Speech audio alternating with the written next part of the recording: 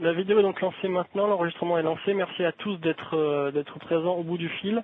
On va passer 1 heure ensemble donc à préciser sur ce qu'IBM entend par ville intelligente et bâtiment intelligent. Donc une présentation qui va vous être déroulée par votre serviteur moi-même Sébastien Jardin et par deux de nos experts qui sont Hubert Lalanne et Chad Smith qui se présenteront chacun leur tour lors de leur présentation.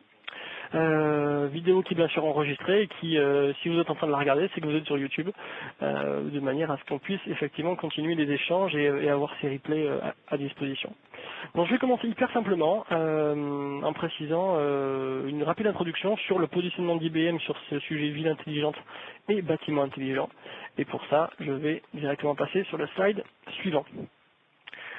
Aujourd'hui, il faut savoir que le portefeuille d'IBM adresse des sujets extrêmement variés. On va trouver tout type de thèmes, on va trouver des sujets qui vont adresser une direction marketing, on va trouver des sujets qui vont intéresser une direction financière, on va trouver des sujets qui vont intéresser une direction informatique forcément, et on va donc adresser différents thèmes, différents sujets qui sont critiques finalement pour les collectivités ou pour les sociétés privées avec qui on va travailler. Et un de ces thèmes, comme vous pouvez le voir ici au tableau, c'est le thème des villes intelligentes, ville au sens large du terme, parce qu'une ville c'est effectivement un réseau, c'est un enchevêtrement d'immeubles, et quand on parle effectivement à des sociétés privées ou des collectivités, on va être capable de gérer ces deux axes qui vont être détaillés bien sûr dans les minutes qui suivent, mais qui sont extrêmement liés, et c'est pour ça qu'on associe souvent le thème de ville intelligente et de bâtiment intelligent, parce que l'ensemble fait un tout cohérent, et c'est l'objet du sujet d'aujourd'hui. On a d'autres thèmes qu'on peut adresser, c'est pas le sujet du moment, mais effectivement on peut parler de divers types de thèmes logiciels quand on est chez IBM, et c'est cette chance-là. Si on fait un zoom sur la partie ville intelligente et bâtiment intelligent, il faut savoir que c'est quelque chose qui est ultra stratégique chez nous.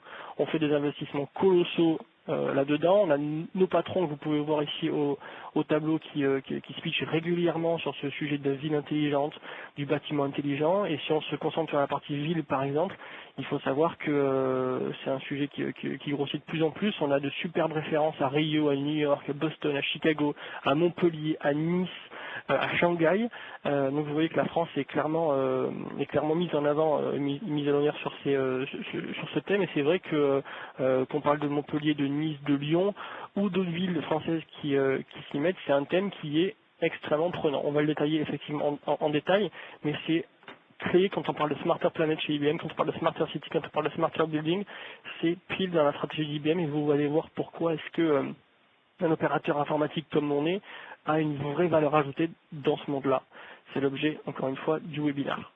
Ce qu'il faut comprendre en introduction, c'est que tout cet ensemble, ville, bâtiment, rue, port, autoroute, route, transport, énergie au sens éclairage public par exemple, les citoyens eux-mêmes, tout ça, ça génère une masse d'informations considérable. Et votre ville, en fait, elle baigne dans cette information-là.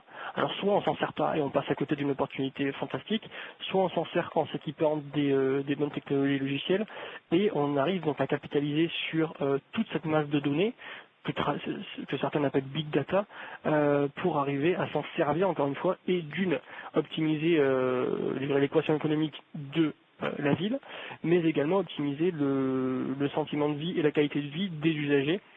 C'est par exemple dans ce type de logique qu'on va travailler sur le transport avec du multimodal. Multimodal, ça veut dire être capable de faire un trajet A, B en utilisant divers moyens de locomotion. Ça, à la limite, c'est relativement facile. Mais quand il faut dire que le bus A, il arrive dans 2 minutes 42 et que quand je suis utilisateur de différentes solutions de transport pour aller d'un point A à un point B, il faut que je puisse avoir tout ça en temps réel parce qu'un retard sur l'un des segments peut mettre en péril l'ensemble de mon trajet. Donc vous voyez que le temps réel joue beaucoup, et pour ça il faut de la puissance de feu, pour ça il faut de la donnée. La donnée, souvent, vous l'avez, et c'est le boulot d'IBM que d'arriver à s'en servir. Et concrètement, quand on parle de bâtiments et de ville intelligente, on va adresser donc divers thèmes qui vont travailler au niveau de la planification, par exemple, de la ville, la gestion des incidents, la gestion des procédures, la sécurité également.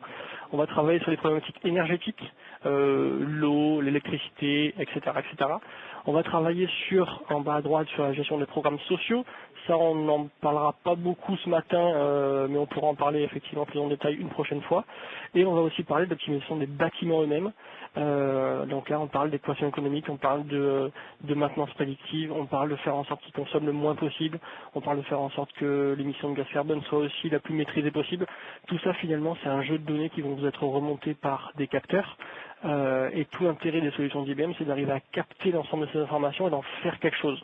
Voilà, sinon, prises unitairement, toutes ces informations, elles n'ont pas vraiment de sens. Là où elles font vraiment sens et là où elles ont l'intérêt, c'est quand on les combine et quand on s'en sert dans les procédures opérationnelles, quand on s'en sert pour optimiser, encore une fois, une dépense énergétique d'une école. C'est exactement dans ce genre de contexte qu'on va travailler sur l'eau également, effectivement, qu'on soit dans de l'eau potable ou dans des réseaux d'égouts. Il y a aussi tous ces systèmes de capteurs d'information qui remontent de l'information et l'idée c'est bien que vous puissiez piloter l'ensemble parce que tout ça, ça a un coût, tout ça, ça a un coût à la fois économique et à la fois ça a un impact sur la qualité de vie des usagers et des citoyens. Donc c'est bien l'intérêt des solutions d'IBM et quand on parle de ville intelligente et de ville et de bâtiments intelligents, finalement on pourrait parler de villes et de bâtiments connectés qui génèrent cette information-là et nous on est là comme un gros aspirateur à données pour faire de l'analyse, du prédictif et de la prise d'action, de la prise de décision par rapport à ces informations-là. Voilà comment faire, voilà en quelques minutes ce que c'est Smarter City and Buildings.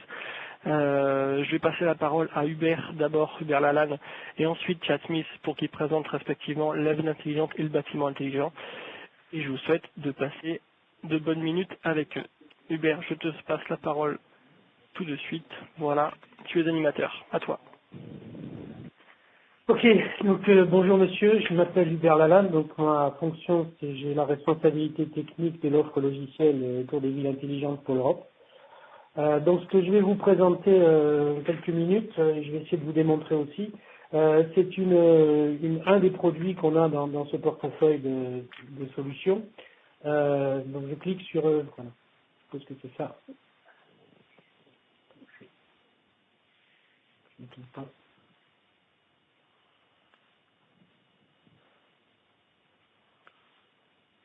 Donc c'est un des produits qu'on a mis qu'on a dans ce catalogue qui s'appelle en anglais Intelligent City Planning and Operation et donc dont la fonctionnalité c'est d'arriver justement à aider les acteurs de la ville de naviguer, d'utiliser, de tirer parti de ces données dont vient de parler Sébastien.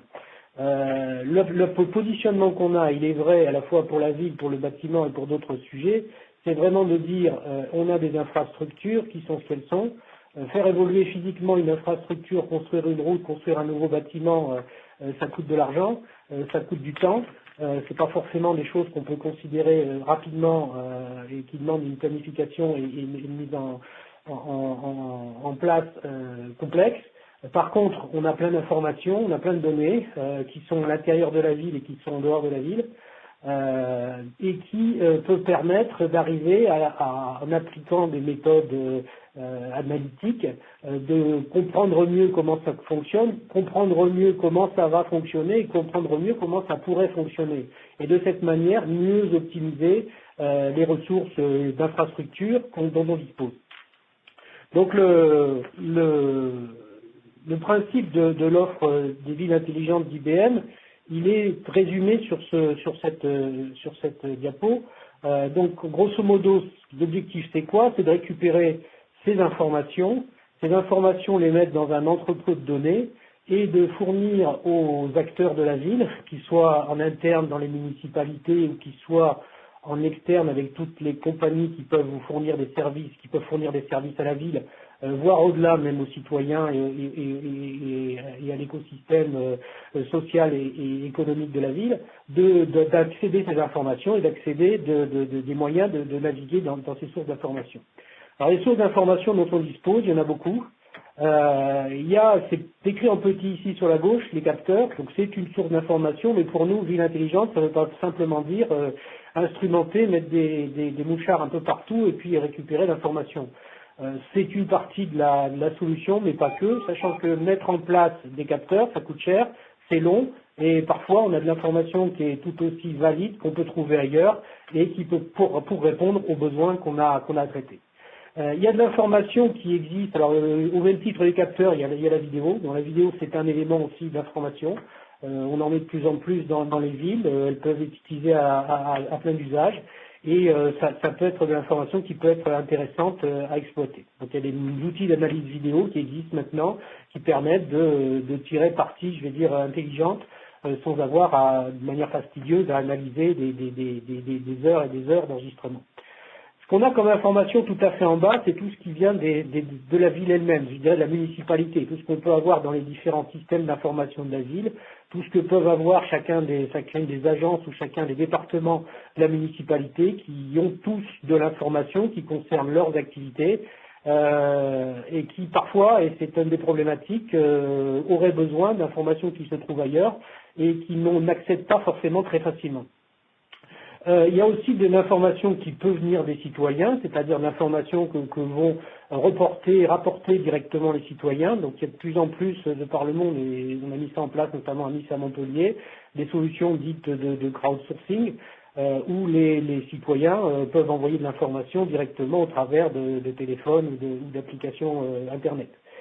Il y a un grand phénomène qui est l'open data, sachant que toute data n'est pas open, toute data n'est pas publique, mais ça peut être aussi une source d'information pour récupérer et qui mérite d'être intégrée dans ce pot commun. Une autre énorme source d'information, là aussi c'est un point très fort, c'est les médias sociaux. Les médias sociaux, il y a beaucoup de choses qui se disent, les gens disent beaucoup de choses, et c'est un moyen aussi de comprendre ce qui se passe.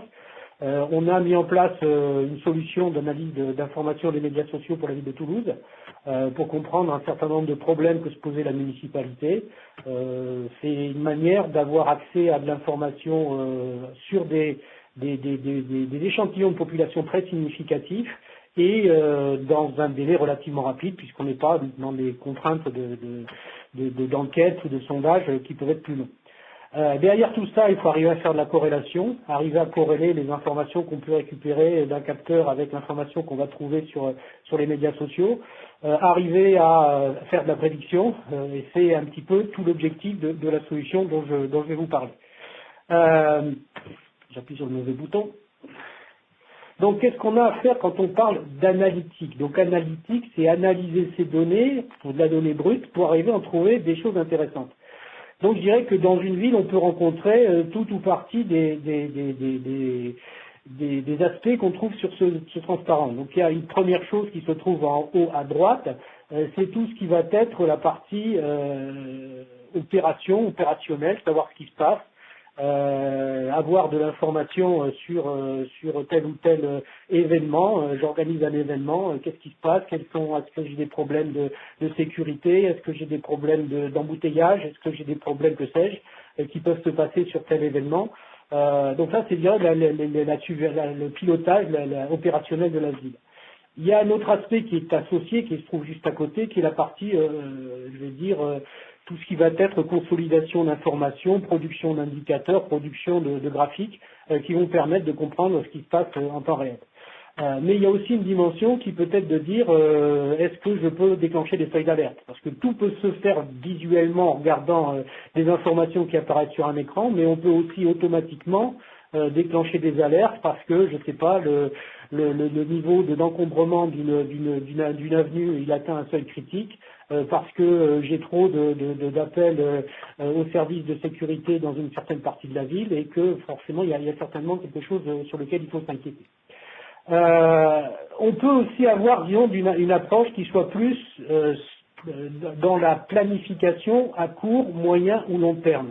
Et c'est quasiment tous les autres sujets, trois au moins des autres sujets sont liés à ça.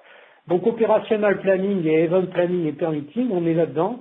C'est-à-dire, je prends l'aspect event planning, donc j'ai un événement majeur qui va se passer dans la ville.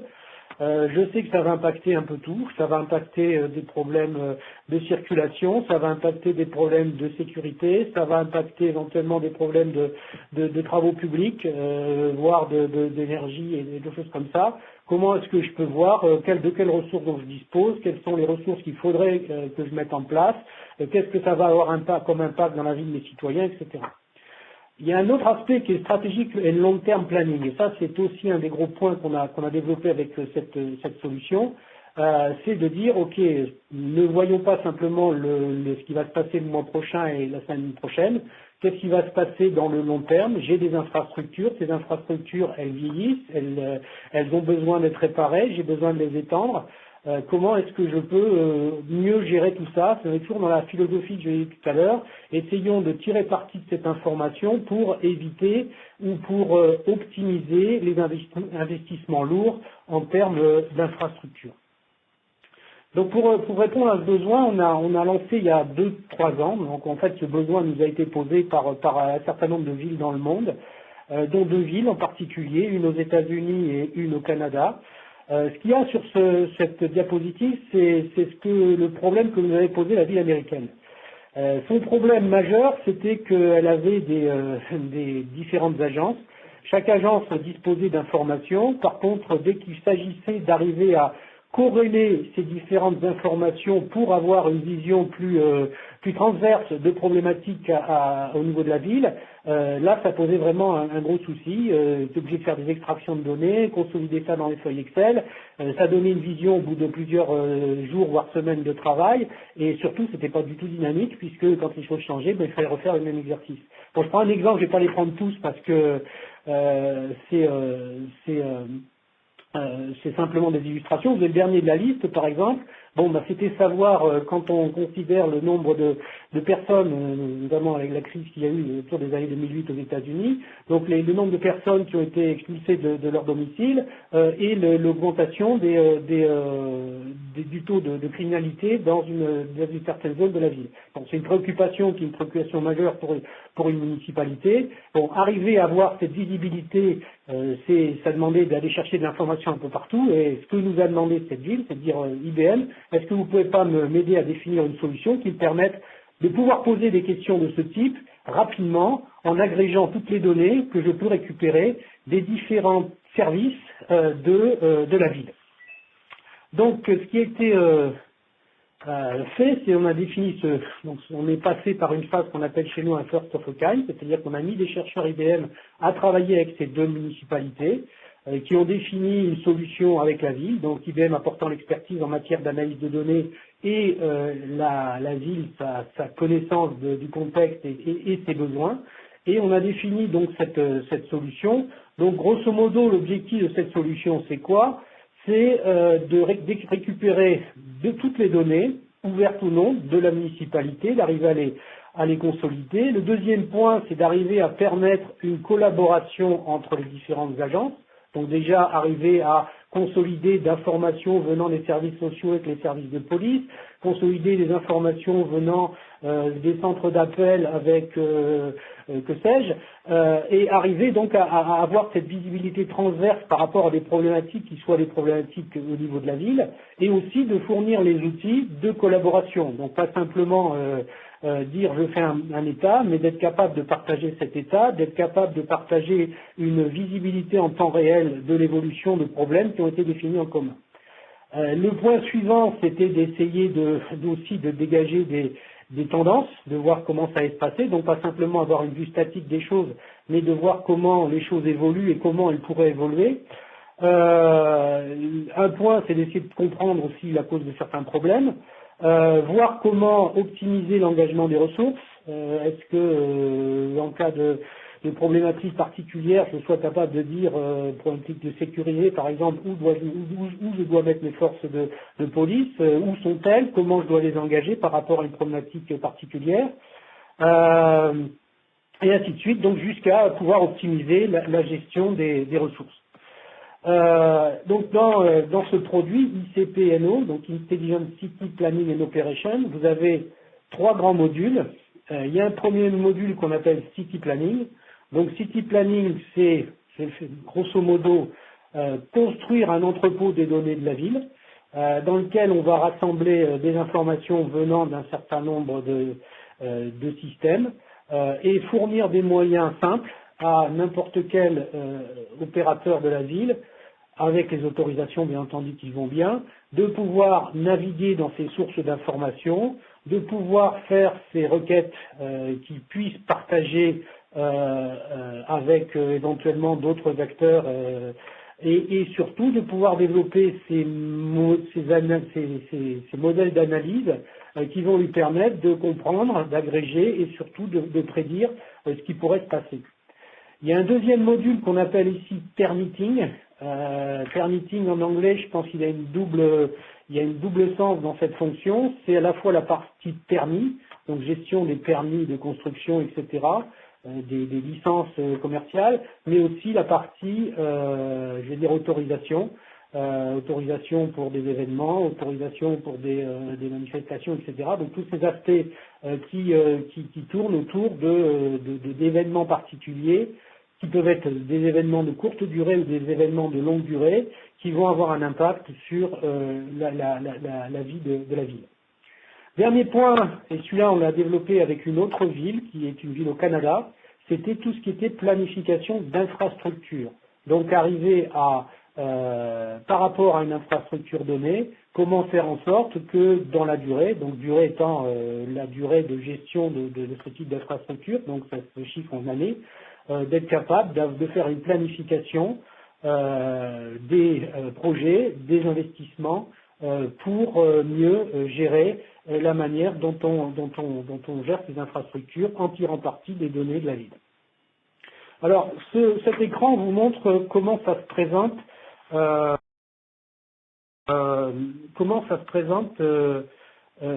ICPNO. Donc, il y a sur cet écran, il y a plusieurs choses. Déjà au milieu de l'écran, vous avez, bon, c'est une ville américaine, donc vous étonnez pas si les rues sont pas angle droit.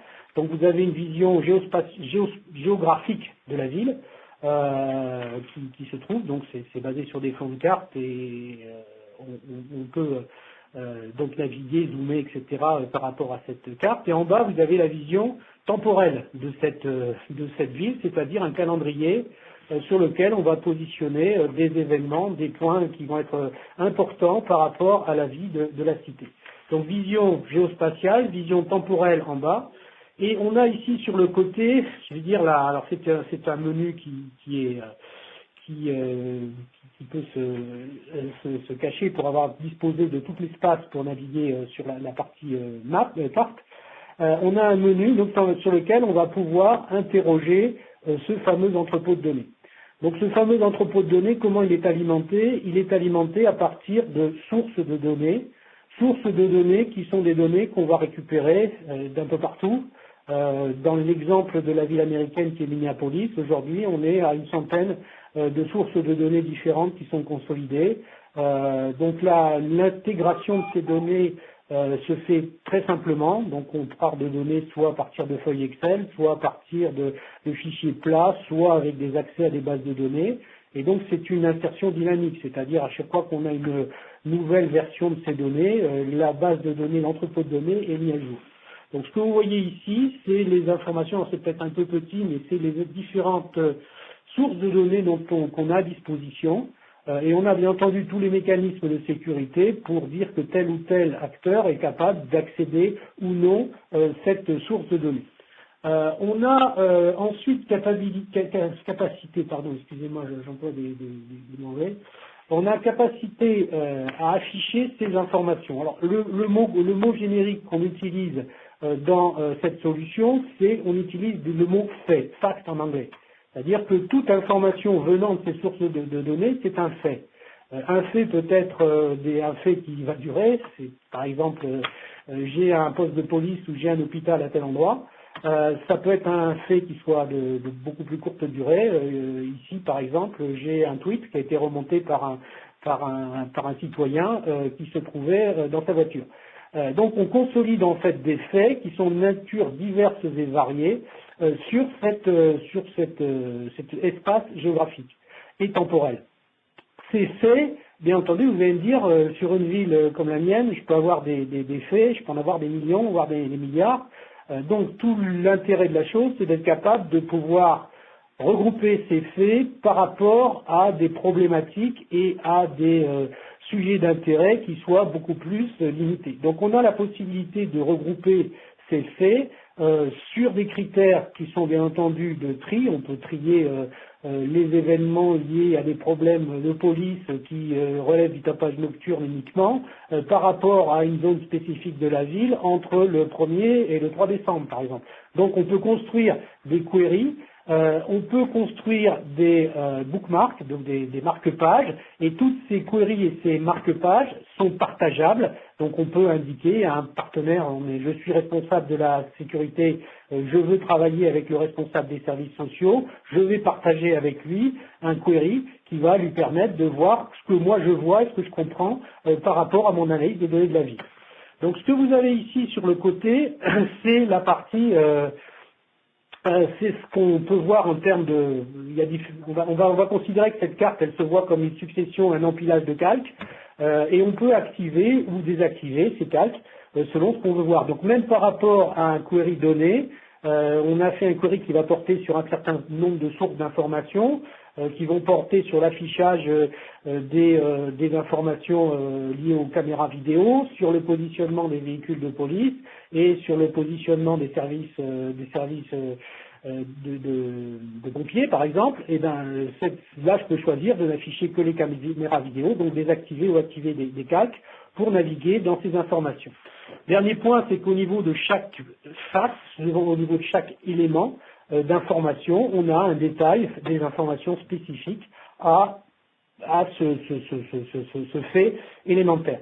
Bien entendu, à partir de tout ça, on est capable de construire ce que j'appelle des modèles d'analyse, donc qui vont consister à agréger ces informations pour faire des indicateurs, vont consister à corréler un certain nombre de ces informations pour détecter des anomalies, à produire des tableaux et des informations, mais on est aussi capable d'extraire de ces queries, de ces requêtes, de l'information sous forme par exemple d'un tableur Excel, et cette information on va la retravailler et éventuellement la réinjecter ensuite dans le système pour pouvoir être utilisée par la suite. On a aussi capacité, si on veut faire une approche qui soit plus d'un modèle d'une base de données qui puisse accéder par d'autres applications, on est aussi capable d'accéder à ces requêtes sous forme de web service ou d'interface informatique classique. Donc ça, c'est un peu la vision élémentaire. Le deuxième objet qu'on a d'important, c'est ici, donc vous voyez toujours que c'est toujours le même écran, sauf que vous voyez ici au milieu, vous avez cette zone qui est d'une couleur un peu plus sombre, c'est ce qu'on appelle un hotspot. Donc un hotspot, c'est quoi? C'est une zone particulière d'attention sur lequel on va se positionner pour pouvoir de manière ponctuelle ou ou dans la durée, de pouvoir suivre ce qui va se passer par rapport à un certain nombre de domaines. Donc c'est beaucoup utilisé quand on veut connaître par rapport à un événement donné, quel est l'impact par rapport à un certain nombre de faits particuliers. Exemple, j'ai une inondation à un endroit donné, quel va être l'impact au niveau de la sécurité, quel va être l'impact au niveau des services de santé, quel va être l'impact au niveau de la circulation. Donc je fais une hotspot qui va me délimiter autour de cette zone quels sont les problèmes rencontrés. Alors je vais essayer de passer en partage d'écran et de vous montrer une petite illustration. Donc je suis en partage d'écran. Je me demande un plugin. Bon, je vais me laisser tourner, je vais continuer la présentation et si ça se passe bien, je reviendrai sur la présentation.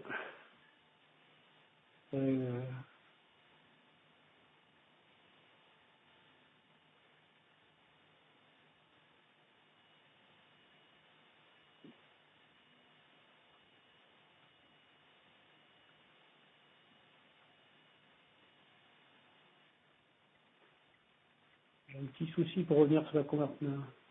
Voilà. Je reviens sur la présentation, je vous ferai la démonstration en fin de...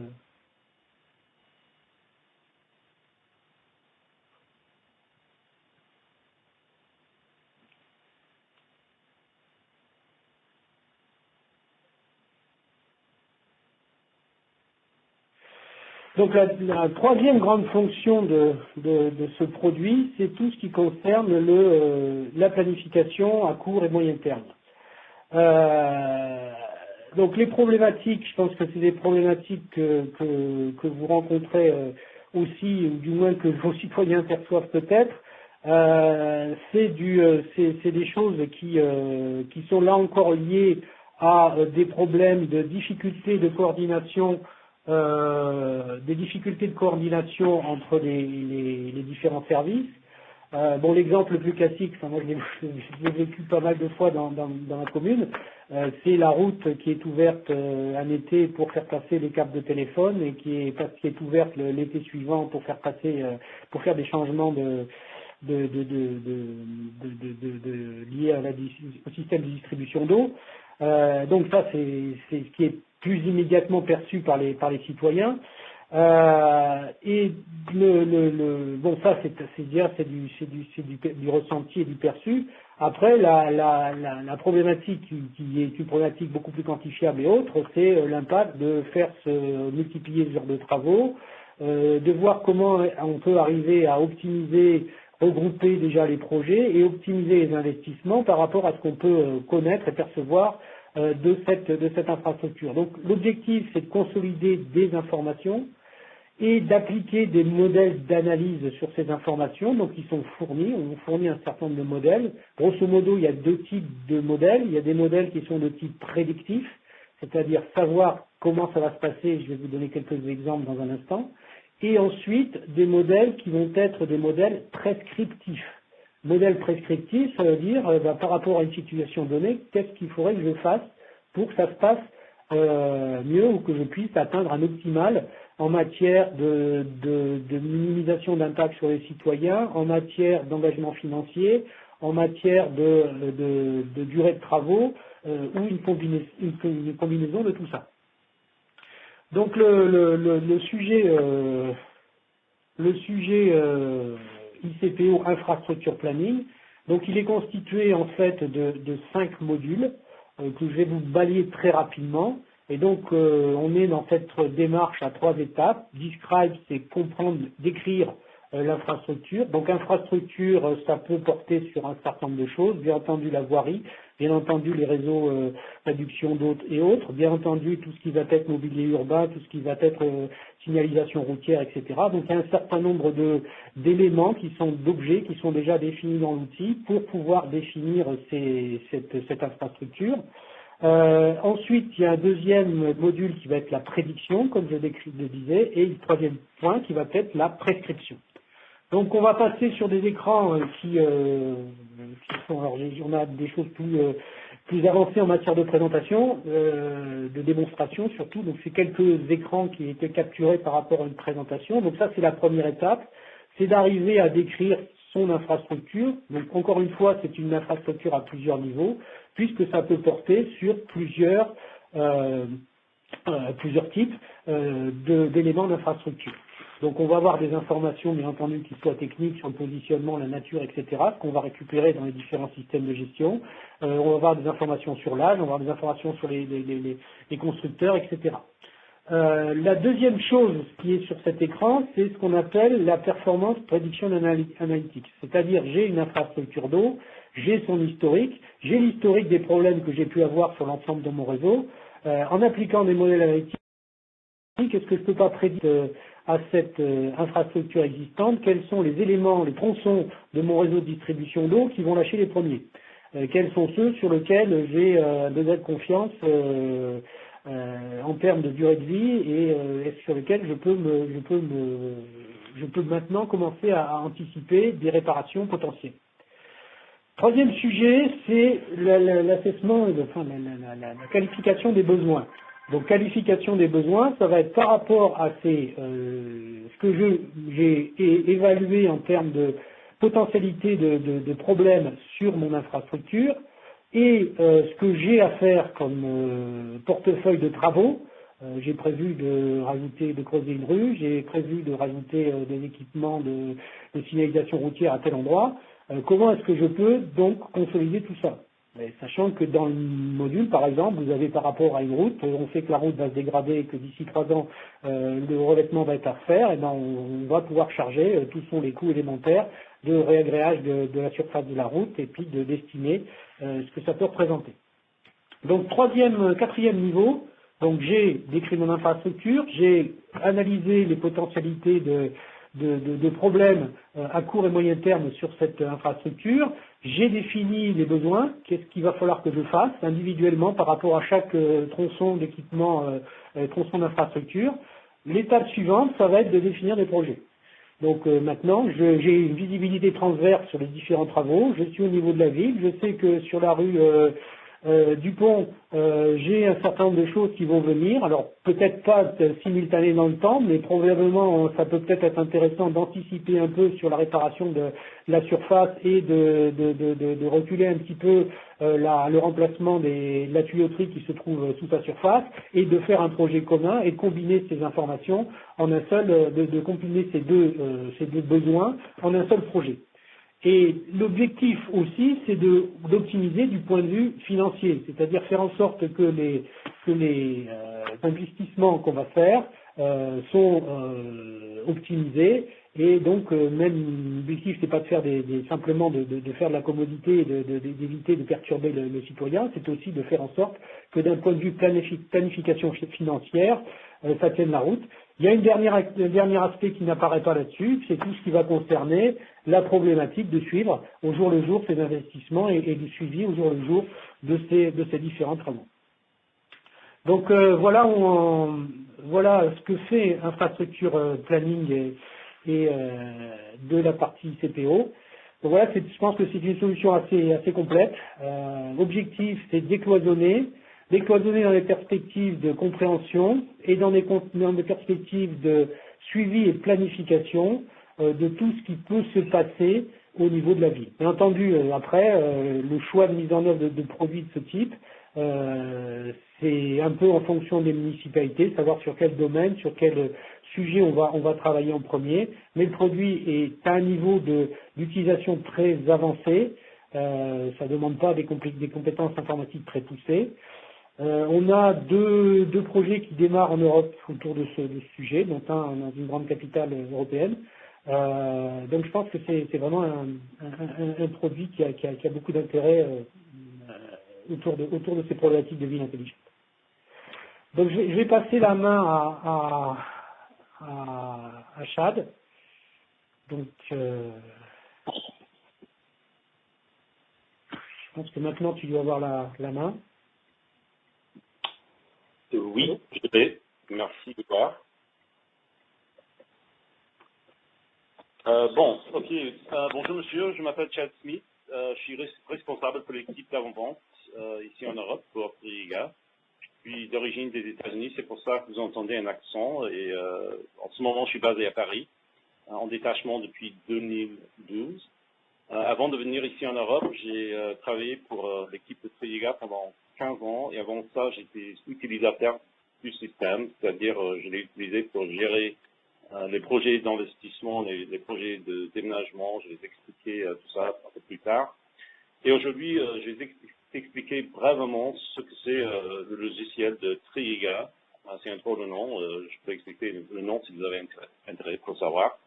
Mais bon, c'est quoi la partie de Triega dans la campagne d'une planète plus intelligente, dans les villes plus intelligentes? Je vais expliquer d'abord dans les villes, évidemment, vous avez beaucoup de bâtiments. Donc le point là, c'est que Triega fait partie de sa campagne dans le sens de gérer les bâtiments, de gérer le cycle de vie de bâtiments. Et c'est pas uniquement les bâtiments, c'est aussi au niveau d'un parc immobilier. Donc, ce qu'on fait, c'est gérer les biens fonciers et les actifs qui appartiennent à chaque bien foncier, c'est-à-dire la terre, les parcelles, les actifs et les équipements, par exemple, les personnes qui utilisent et qui servent ces biens fonciers. Donc, c'est un peu ça ce qu'on fait avec Triega. Et donc, dans un monde complexe, dans des villes et des bâtiments complexes, Triega aide nos clients à gérer leurs biens fonciers et en même temps, on essaie de minimiser les coûts et optimiser le ROI de nos bâtiments. c'est un peu ça le jeu qu'on fait avec Triega dans la campagne de Smarter Buildings, Smarter Cities.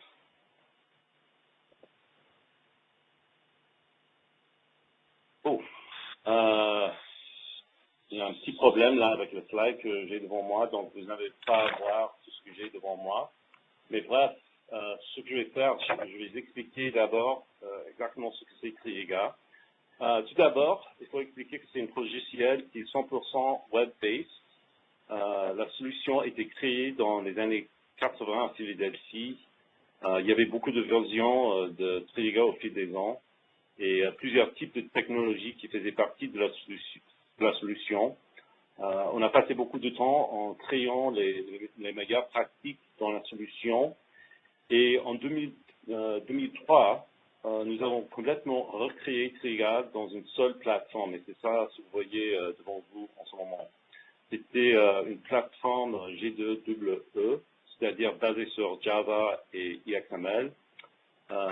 Nous avons donné la capacité de joindre toutes ces applications précédentes en Triega dans une seule plateforme unie et conviviale et flexible. Je vais vous expliquer un peu de plus la plateforme, mais pour démarrer, ce qui manque dans la presse que vous avez ici sur Smart Cloud, c'est à gauche.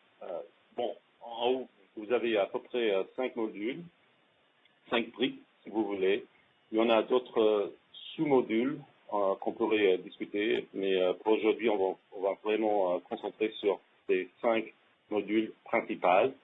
Le premier, c'est ce qu'on appelle Triega Immobilier. Et ça, c'est un module pour gérer tout ce qui concerne les aspects financiers du patrimoine. C'est-à-dire, si on loue un bâtiment, Triega nous aide à gérer les baux, le cycle de vie d'un baux, les dates critiques, etc.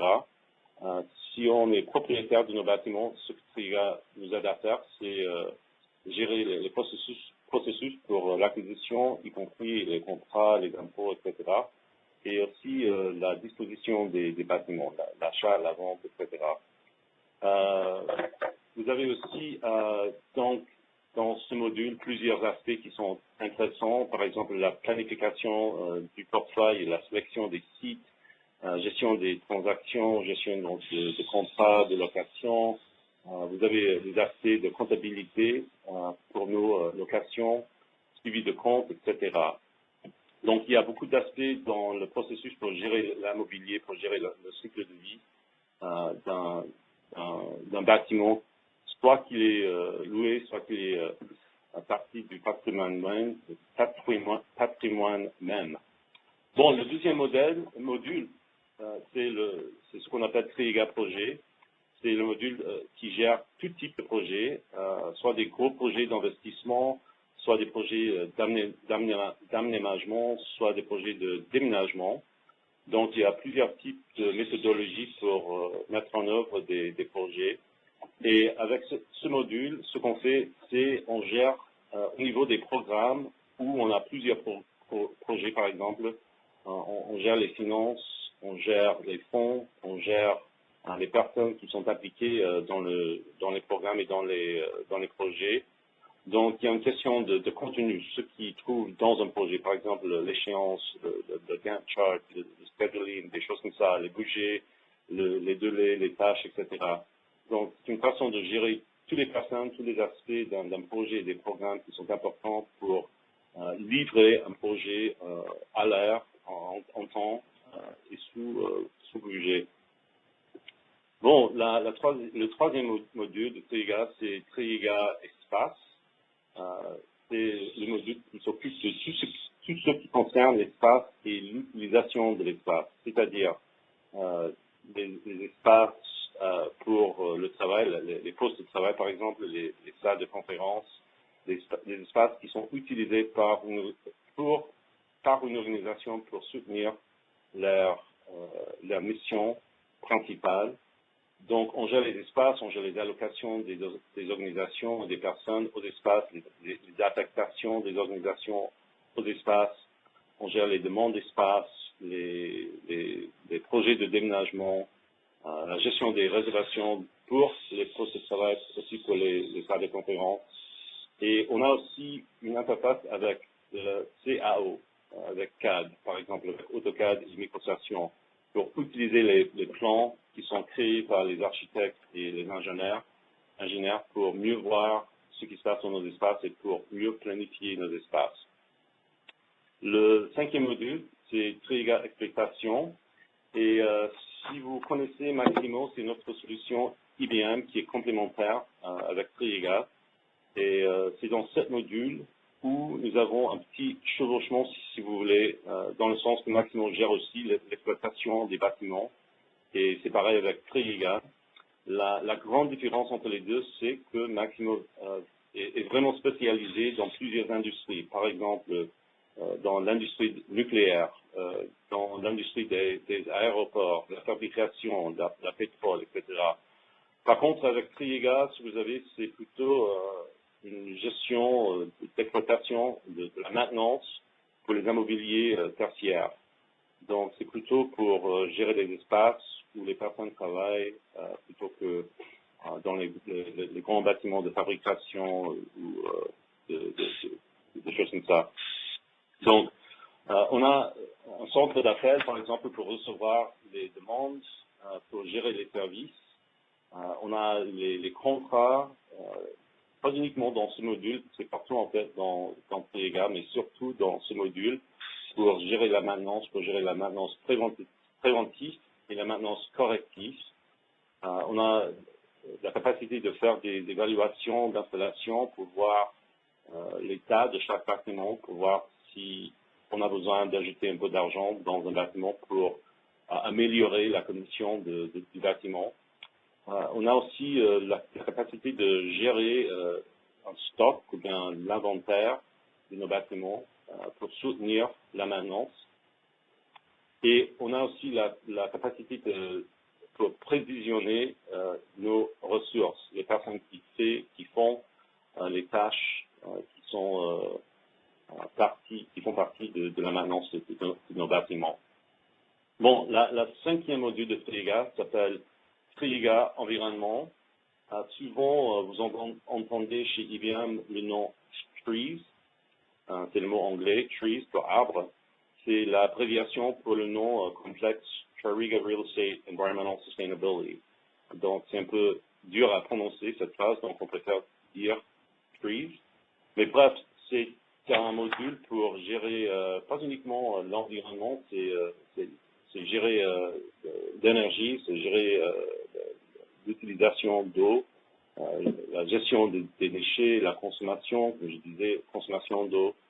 On a une partie de ce module pour la certification de nos bâtiments. Il y a plusieurs standards autour du monde, plusieurs normes. Par exemple, vous avez LEED. En Angleterre, vous avez BREEAM. En France, on a ce qui s'appelle HQE.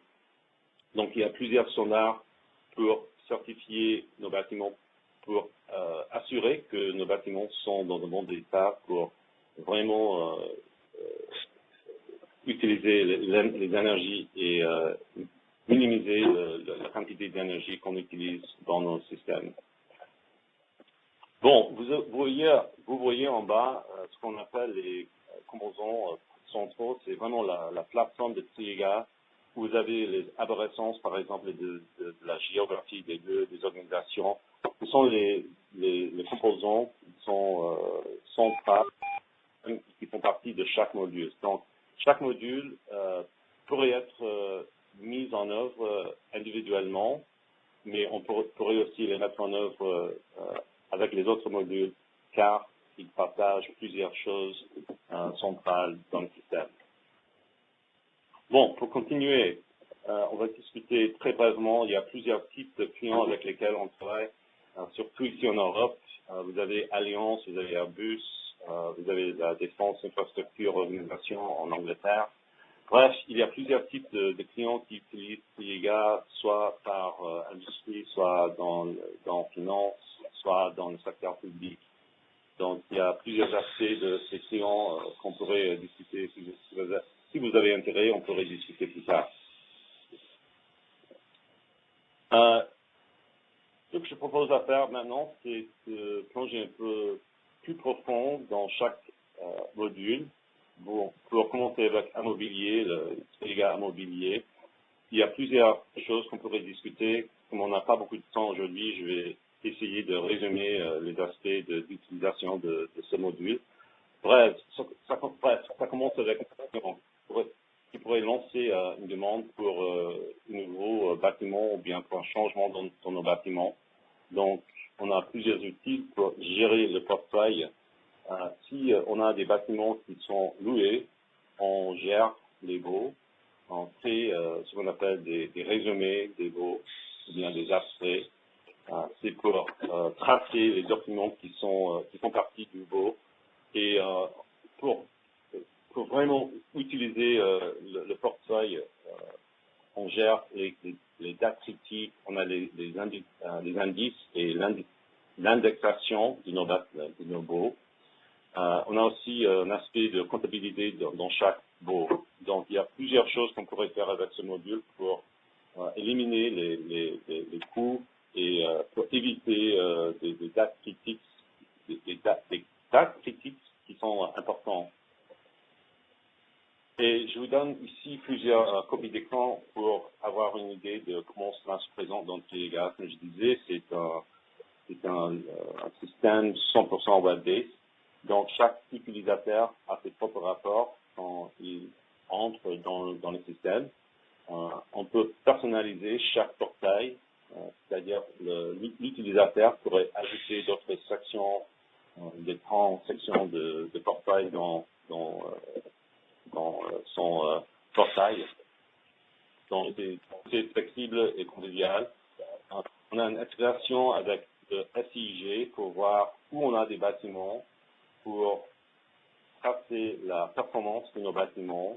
Par exemple, si on a des baux, on pourrait voir s'il y a des problèmes avec ces baux, s'il y a des dates critiques qu'il ne faut pas perdre dans le temps réel. Donc, il y a plusieurs aspects dans Triega pour gérer les baux, pour gérer les propriétés qui font partie du patrimoine. Donc, bref, il y a plusieurs outils dans le système pour gérer le cycle de vie des baux et aussi des bâtiments qui sont partie du patrimoine. On a aussi, je ne vais pas avoir le temps aujourd'hui pour discuter tous les rapports et tous les indicateurs qu'on a en TIGA pour gérer la performance de nos bâtiments. Mais bref, on a à peu près 140 indicateurs en TIGA. Donc, chaque module a à peu près 30 ou 40 indicateurs. Et pour l'immobilier, ce qui est important, c'est de suivre les coûts de la surface, les coûts des baux, les coûts des personnes. Donc, dans ce module, on a plusieurs indicateurs pour gérer ces aspects du patrimoine. Bon, le prochain module, c'est TIGA Projet.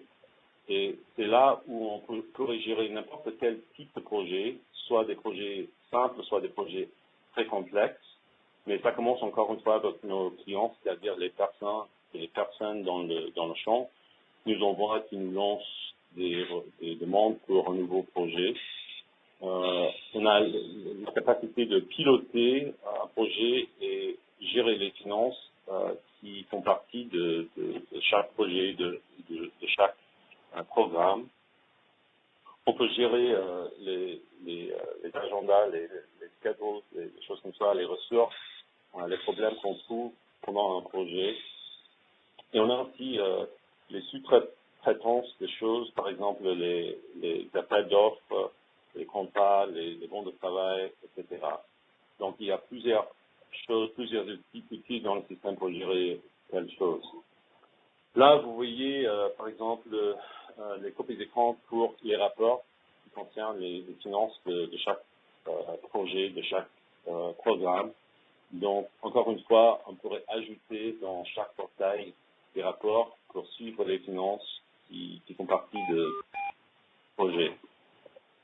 On a aussi les indicateurs comme on a dans chaque module. Donc, ce qui est important là, c'est de suivre les coûts de construction, les coûts de rénovation, la ratio des amenants sur un budget, par exemple, les activités qui sont en retard, les taux de projet qui terminent, etc., etc. Troisième module, c'est Triega Espace. Et encore une fois, on commence avec nos clients, les personnes qui utilisent nos bâtiments, qui veulent, par exemple, qui veulent se déménager parfois, ou bien qui veulent réserver un poste de travail. Donc, on reçoit les demandes, on a des outils pour gérer les demandes et aussi les surfaces, les espaces qui sont impliqués dans la demande.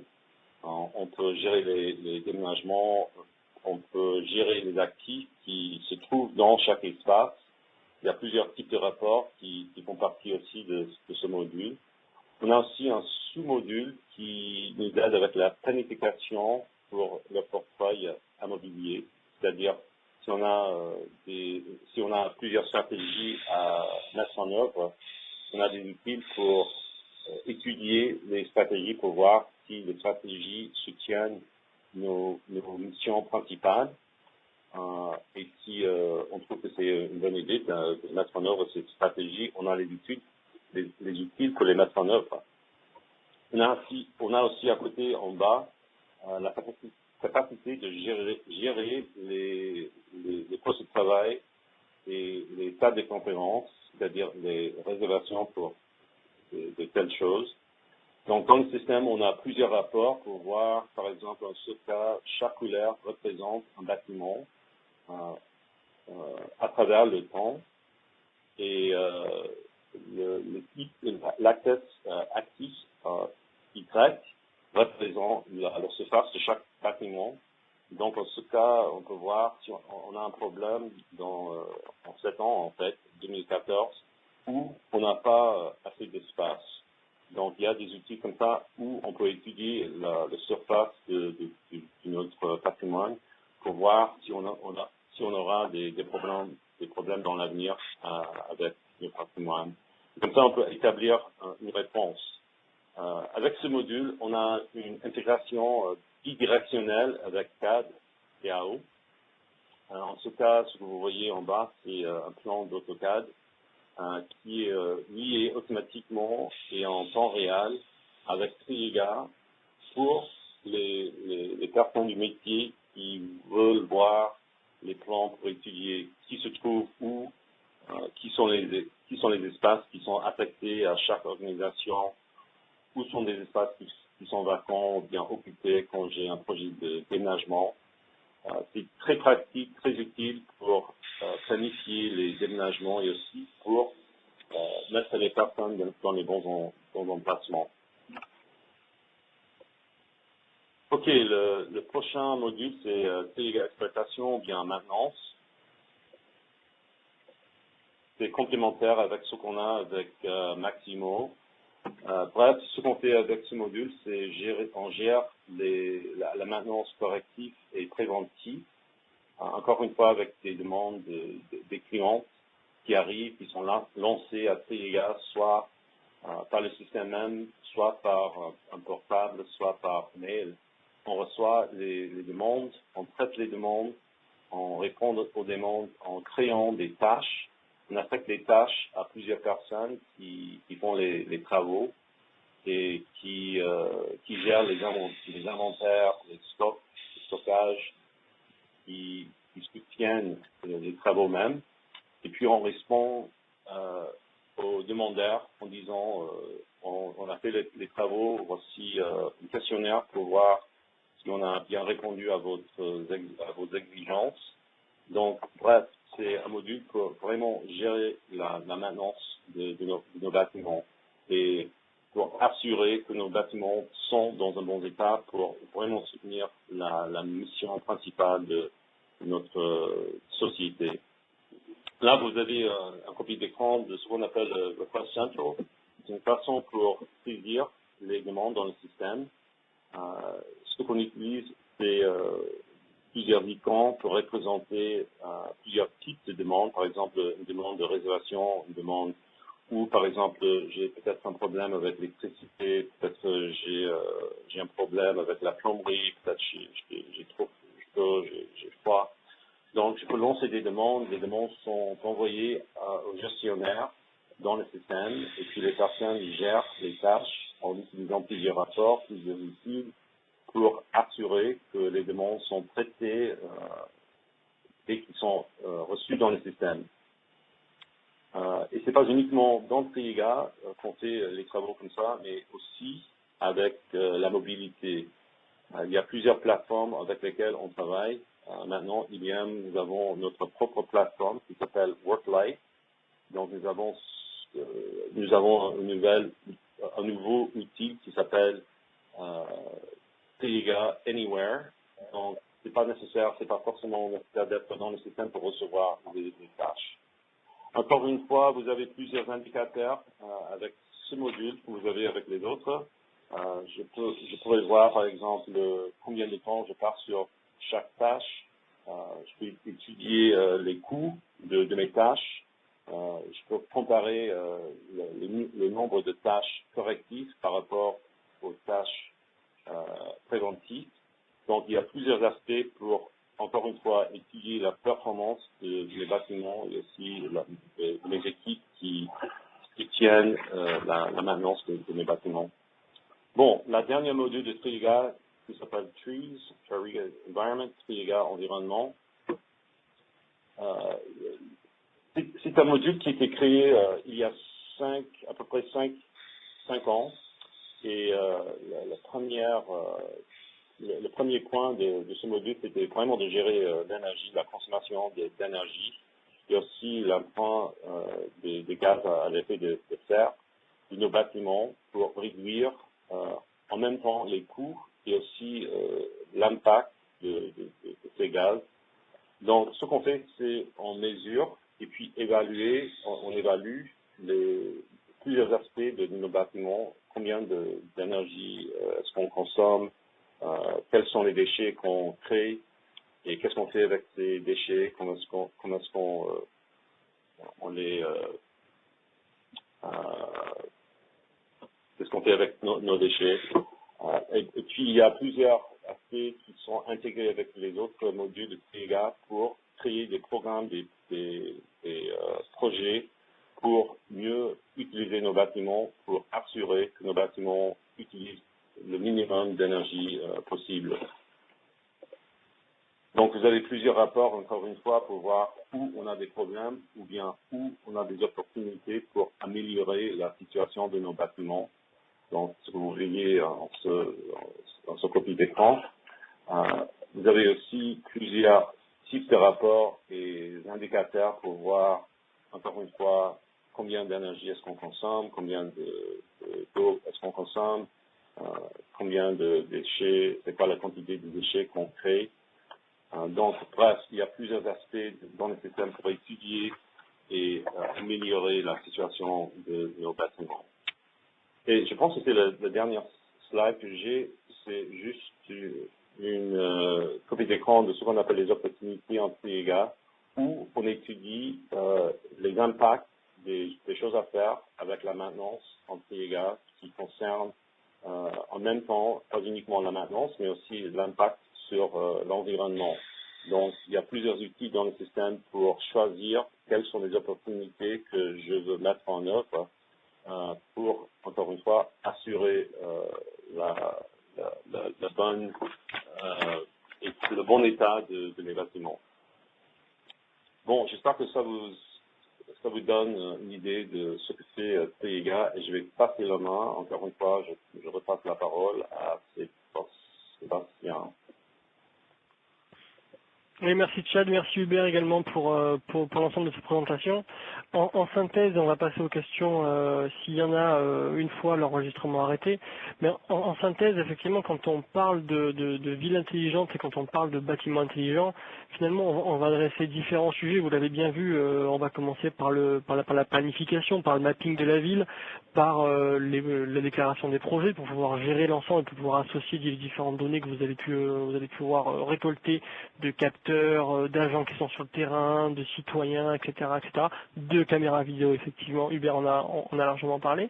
Et puis après, effectivement, quand on rentre au niveau du bâtiment lui-même, vous avez vu au travers de la présentation de Chad que l'idée c'était bien de pouvoir optimiser l'ensemble des différentes facettes d'un bâtiment, que l'on soit sur la partie intervention de partenaires, que l'on soit sur la partie consommation d'électricité, consommation d'eau, que l'on soit sur de la maintenance préventive, de la maintenance prédictive, de la gestion de ressources, etc. Bref, tout pour faire en sorte que finalement vos bâtiments qui, on le sait très bien, coûtent cher. Il y a un chiffre que j'aime bien donner, c'est que dans une entreprise, j'imagine que c'est pareil dans le cadre de collectivité, mais dans le cadre d'entreprise, le poste immobilier est le deuxième poste de dépense après la masse salariale. Donc clairement, quand on a des pistes d'économie, des pistes d'amélioration qui sont extrêmement importantes sur ce monde-là, et encore une fois, quand on parle de ville intelligente et de bâtiment intelligent, vous l'avez vu, c'est des choses qui sont extrêmement liées parce que ça forme un tout cohérent, un tout dans lequel vivent les utilisateurs, vivent les citoyens, vivent les usagers, et c'est cet ensemble-là qu'on va finalement pouvoir piloter, optimiser, agencer grâce aux solutions logicielles d'IBM. Il n'y a pas que les solutions logicielles, il y a aussi l'expertise, il y a aussi votre expertise, il y a aussi vos besoins, il y a aussi les besoins des populations qui sont dans ces villes finalement. Et encore une fois, c'est un sujet duquel on parle beaucoup chez IBM depuis longtemps. C'est un sujet sur lequel on ne fait pas que parler parce que c'est effectivement des réalisations concrètes qui voient le jour aux quatre coins du monde et on œuvre pour que ça continue dans d'autres villes. Je vais arrêter l'enregistrement tout de suite et on va passer aux questions-réponses. Merci en tout cas à tous pour votre participation et pour votre écoute.